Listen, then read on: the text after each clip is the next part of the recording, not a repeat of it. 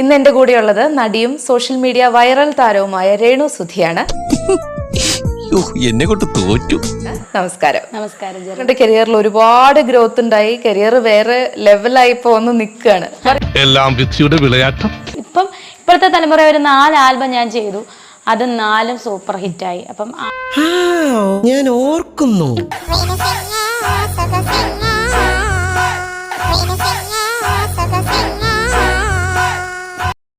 ഈ നിഷ്കളങ്കമായ മുഖത്തേക്കൊന്ന് നോക്കണം ഈശ്വര, എന്തൊരു ചൈതന്യം. 4 ആൽബം ഞാൻ ചെയ്തു. അത് 4 സൂപ്പർ ഹിറ്റായി. അപ്പം ഭയങ്കരമായ ആള്. വെറും ഭയങ്കരനല്ല, ഭയങ്കരമായ ആള്. സന്തോഷമാണ്. അതുപോലെ ഷോർട്ട് ഫിലിം ചെയ്തു, സിനിമ ചെയ്തു.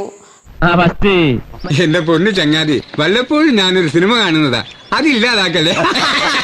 എനിക്ക് ഏറ്റവും വലിയ അവാർഡുകളായിട്ട് ഞാൻ കരുതുന്ന അവാർഡുകൾ കിട്ടി.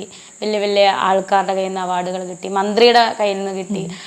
ഇത് കൂടെ ഇനി എന്താ വേണ്ട? ഞാനൊരു വലിയ സംഭവം അല്ലേ?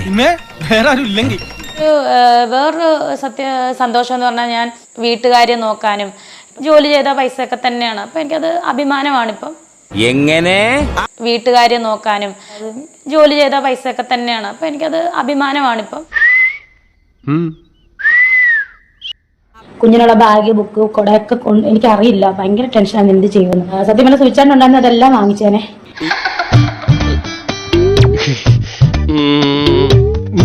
വീട്ടുകാരെ നോക്കാനും ജോലി ചെയ്ത പൈസ ഒക്കെ തന്നെയാണ്. അപ്പൊ എനിക്കത് അഭിമാനമാണിപ്പം. കുഞ്ഞിനുള്ള ബാഗ്, ബുക്ക്, കൊടയൊക്കെ എനിക്കറിയില്ല. ഭയങ്കര ടെൻഷനാണ് എന്ത് ചെയ്യുമെന്ന്.